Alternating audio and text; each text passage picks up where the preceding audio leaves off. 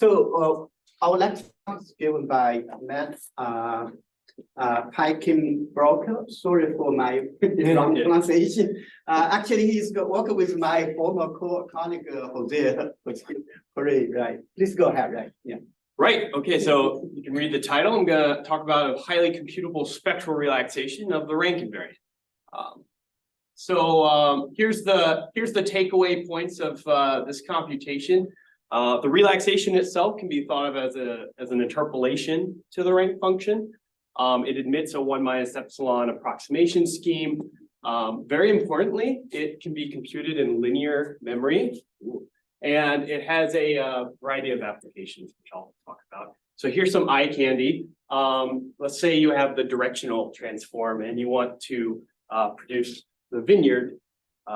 We know that this is like an injective transform, so it's a very informative summary, but this is kind of hard to compute and even harder to compare. We give a spectral relaxation that just gives you a curve. Okay, so when I say the rank invariants, I mean these two quantities, the persistent Betti number and the multiplicity function, counting the number of points in the upper half plane in those gray boxes.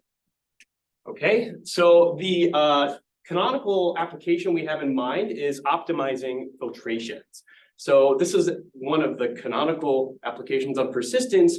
You have a point set that was sampled around a topological space, for example, a circle, and you would like to detect that circle. This parameterized filtration was obtained by a codensity estimate where the bandwidth parameter was varied. And as you can see, there are some values of the bandwidth parameter where you get high persistence and other values where you don't. We would like to be able to sort of solve an optimization of this sort of maximizing the number of persistence pairs that fall within a pre-prescribed box. So this is a very simple problem. Why not just use diagrams? Just enumerate the family of one parameter or family of diagrams, choose the point with maximum persistence. The software for computing persistence is fairly mature now. We like diagrams. Why not just use diagrams? This is a very simple toy problem. Very small data set, right? So how's the computation look? Well, there's lag, actually. The computation is horrendous, actually. For the typical vineyards setting, to actually simulate persistence along a continuous homotopy, tracking the generators generates a huge bottleneck in the VU matrix. So maintaining this decomposition, this matrix decomposition, is actually quite difficult. I actually have a paper on this that you can't see at the bottom, if you would like to learn more. So instead, we're going to look at the rank computation. So it's instructive to actually walk through very quickly the rank, the computation of this. So the rank of the persistent Bay number is defined as the rank of this linear map. So by definition, this is the dimension of this quotient group. So for that to be well defined, the denominator actually has to contain the numerator. So don't be fooled, the denominator is actually an intersection computation. Right. So that's non-trivial from a computational perspective, actually. So you can split the dimension. You can use the dimension function to split the computation into two terms. Rank nullity gives you the left term. The right term, the persistence term, is actually kind of nuanced to compute. There are general purpose ways of doing this from linear algebra that are cubic time, quadratic memory. There are persistence specific ways of doing this in cubic time, quadratic memory. Right. So I'm going to talk about a very interesting observation, which was actually covered yesterday by Barbara. If you have a point in the persistence diagram, then that means that this additive expression of ranks must be non-zero. That is to say, if you have a pivot right here in the R matrix, indicating a persistence pair, then this inclusion-exclusion formula applied to these lower left matrices must be non-zero. So this seems like a minor observation at first, but it can be used to show that the rank of any lower left matrix of this reduced matrix is equal to the rank of any of the corresponding matrix in the boundary matrix. Right, so this deserves a whole slide. So the rank of any lower left matrix here is equal to the rank of any lower left matrix here. This is very hard to get at. This is very easy to compute. So in theory, it actually means that we could compute the persistence diagram by just computing ranks of the boundary matrix. So again, this is a well-known fact. It's often used to show the correctness of the reduction, but it's actually far more general. Again, as was mentioned yesterday, any algorithm that preserves the ranks of these matrices is a valid barcode algorithm. I will introduce such an algorithm later in the talk. And sure enough, you can use this to derive a unfactored rank-based expression for the persistent Bay number and the multiplicity, respectively. So, okay, so let's get into the relaxation. So from now on, I'm going to be strictly working with R. Okay, let's consider the multiplicity expression. So I claim there are advantages to preferring this expression for the multiplicity. There are computational advantages. The first reason I claim this is because these inner terms are unfactored. The second reason is because over R, there are variational perspectives on the rank function that are well studied that we can exploit. And this sort of commutes well, if you will, with the theory of persistent measures. So again, here's the setting that we're considering. What is a parameterized filtration? It's a pair K F sub alpha, where K is a fixed simplicial complex. F sub alpha is a filter function changing with time that respects the phase poset. Right, so here's our first idea for a relaxation. We're going to parameterize the chain groups as follows. So, this is best shown with an example. Suppose you want to select a lower left matrix of the boundary matrix. That's sort of like composing on the left and the right-hand side of the boundary matrix a step function applied to the identity matrix with fixed values. So our idea, advisor's idea, is to sort of smooth out this function, and that gives us a continuous.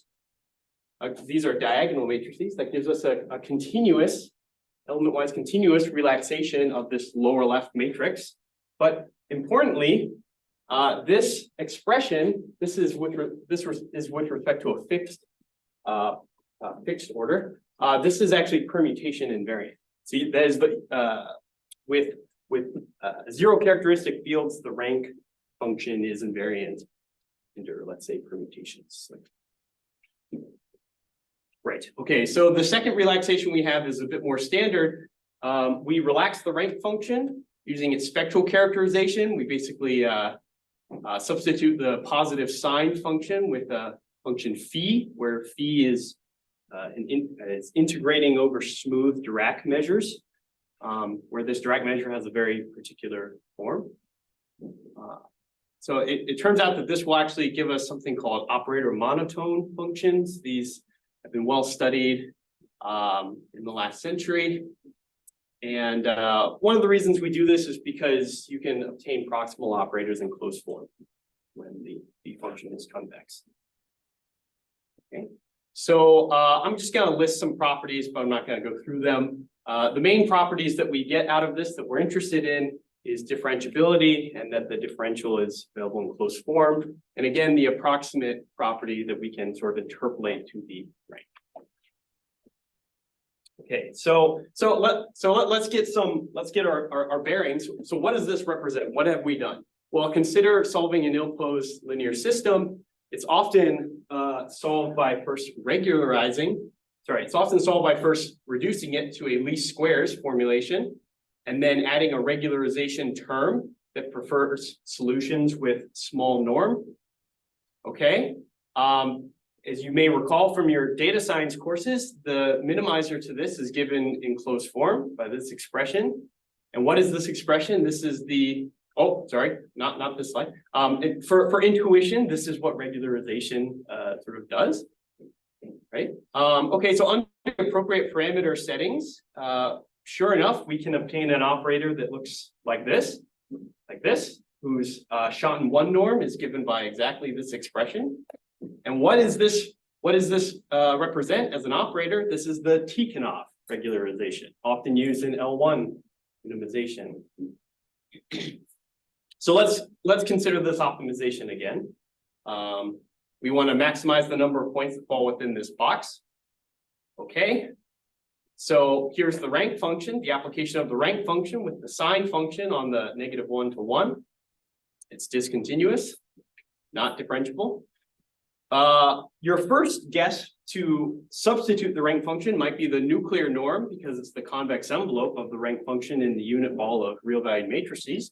But actually, if you just substitute that, you'll see that the behavior of the nuclear norm does not match the rank function hardly at all. So if we were to obtain a local maxima, we would have no guarantee that that has anything to do with the maxima up here. Okay, let's try our relaxation. Okay, it doesn't do any better.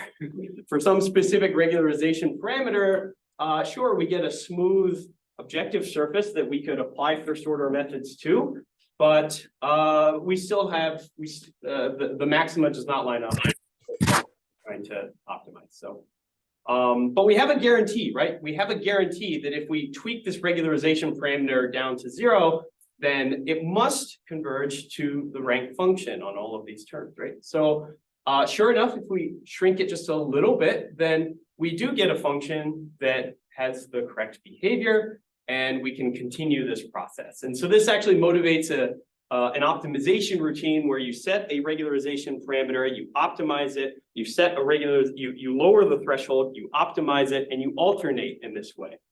This is actually a well-known algorithm called the iterative soft thresholding algorithm. Okay, so I'm actually going to skip this, but everybody here loves Laplacians. I don't have to justify the use of Laplacians. One of the main uses that we have for Laplacians here is we can just take our parameterized boundary matrix representation and represent it as a Laplacian. Okay, and I'm also going to skip this, so I don't have time for this, but just know that another relaxation of our operator is given in terms of a Laplacian exponential diffusion kernel. This can be, right, so you can actually express our operator in such a way that you recover the heat kernel, which has been used in the last decade for shape comparison. Right, I know this is very nice to look at, but I do want to get to the computation. So what are we doing on time? So sure enough, you can create a classifier with this. Okay, so I'm going to talk about the computation, and I'm going to watch on time. So right, okay. Right, so how do you compute this? You can compute this by just computing eigenvalues, right? And how do you compute eigenvalues? Well, if you compute the eigenvalue decomposition, you're basically going to be bounded to cubic time in quadratic space if you're computing the full decomposition. And assuming the standard matrix multiplication model, that's actually covered up by the bottom. I'm ignoring the Strawson family for simplification. There actually is an algorithm to obtain eigenvalues in quadratic time. So if you can express your linear operator in such a way that you can do a matrix vector multiplication in linear time, then there actually is a way to obtain eigenvalues in quadratic time and linear space. And the idea is very simple. You take a random vector, you apply successive powers of A to it, you orthogonalize those with, say, Gram-Schmidt or your favorite orthogonalization method, and then you apply those orthogonal factors to the left and right of your operator to obtain a tri-diagonal matrix. It turns out that every symmetric matrix admits, you can do this to any symmetric matrix, and doing this builds something called a 3-term recurrence. This basically means that you need at most 3 linear size vectors to actually compute this in practice. And so what is this? What is this fancy method? Many of you may recognize it. Ah, yes, this is the, it chopped it off, but this is the renowned Lanczos method for subspace, Krylov subspace expansion, which was included in the top 10 most influential algorithms of the the previous century, right alongside the simplex algorithm for linear programming and the fast Fourier transform. Right, and so this is sort of what this looks like. You apply your linear operator to successively to vectors in V. You get a tridiagonal matrix. You diagonalize them. You get something called Rayleigh-Ritz values. These are like optimal estimates of the eigenvalues. And sure enough, here's a theorem from 1984 that shows that you can compute the eigenvalues in quadratic time in exact arithmetic. Right, but we actually want to go faster than that. So here's a nice exercise. So say you have a matrix and you have a distribution of vectors whose outer products in expectation is the identity. Okay, then you can multiply this on the right. It's just the identity. If you want to estimate the trace, sorry. By the linearity of expectation, you can bring that to the outside. You can use the cyclic property of the trace to move those vectors around. And by a symmetry argument, you obtain this. And what is this? This says that you can obtain the trace of any matrix by averaging quadratic forms across random vectors that are zero-centered. Makes sense? Well, it turns out that this can be adapted to matrix functions, to spectral functions as well. Here's a probabilistic result by Ubaru, which shows that with some positive probability, you can obtain a trace estimate of a matrix, an epsilon approximation to a trace estimate. Right, yeah. And yeah, and how do you adapt this to spectral functions? The idea is to simply do exactly that method, but now on the tridiagonal matrix produced by the Lanchos. Right, and here are the complexities of that. You can basically take linear time if you parallelize it. Okay, so how scalable is this method? This is from software that came out last year, late last year, 2022, on a GPU farm. It's been shown that you can actually compute this the trace of these matrix functions on sparse symmetric matrix of, let's say, 100,000 rows by 100,000 columns in under 10 seconds. So these have been optimized quite well. But why do we care about that? Well, actually, we should care about that because you can actually compute a persistence diagram this way. And this is actually not my algorithm. This is an algorithm from Chen and Kerber in 2011, where the idea is it's a simple divide and conquer algorithm. You start off by looking at the persistence diagram in the index upper half plane, and you do just a simple top-down divide and conquer algorithm where you apply these multiplicity functions recursively. So because we have an algorithm that takes linear memory, we can compute any persistence diagram. Okay, so I think that's all I have time for. That was very fast. Right, so we do have other applications that we're working on related to sparsification and metric learning, but I think that's all I have time for. Just some quick acknowledgements. The explicit proof of the persistent Bay number, I've never found anywhere outside of the computational topology book by Tamal. Although there is a expression for the multiplicity by Chao Chen. And yes, special thanks to Barbara and Uli for the keeping it sparse paper. I should also mention the persistent Laplacian paper was instrumental to this technique. Right, if you give me a follow on GitHub, then I will know that you are ignoring my updates on my GitHub. So please do that. Yeah, that's all I have.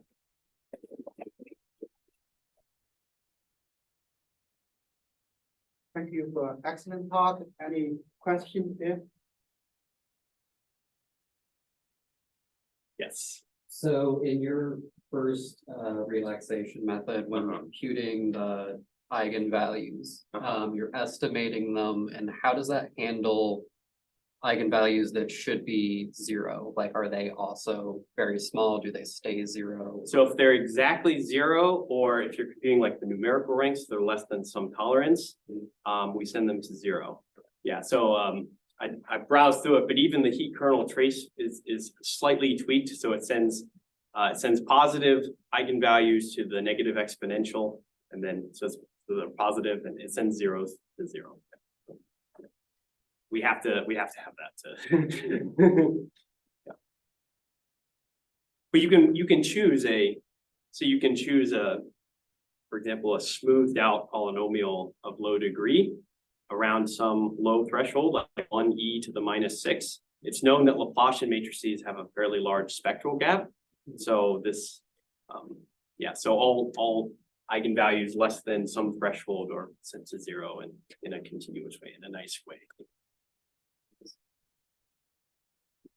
So since we have time, Yeah. so where does the tracking of the generators fit here?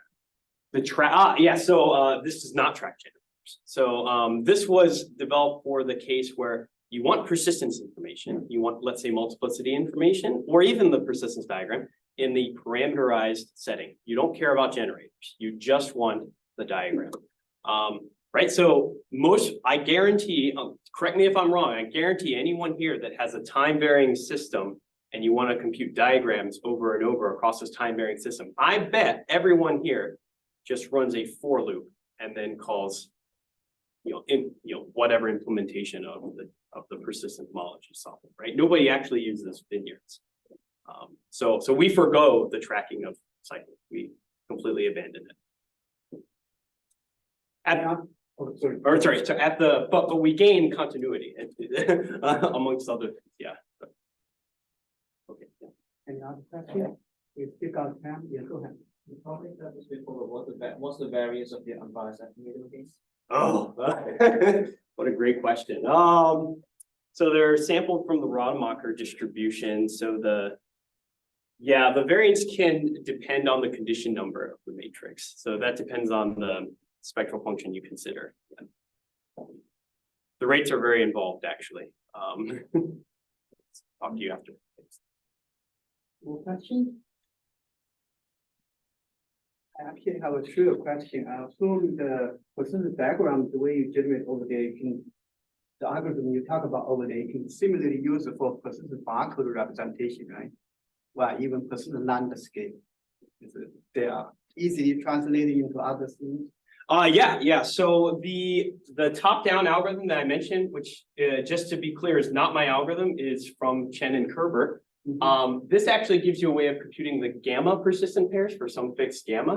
So, for example, if you wanted only the top persistence pairs, this algorithm gives you a way to do that. You can compute the exact persistence diagram with 2n multiplicity computations, 2n minus 1 multiplicity computation. And then from the exact persistence diagrams, of course, you can get landscapes and whatever you want.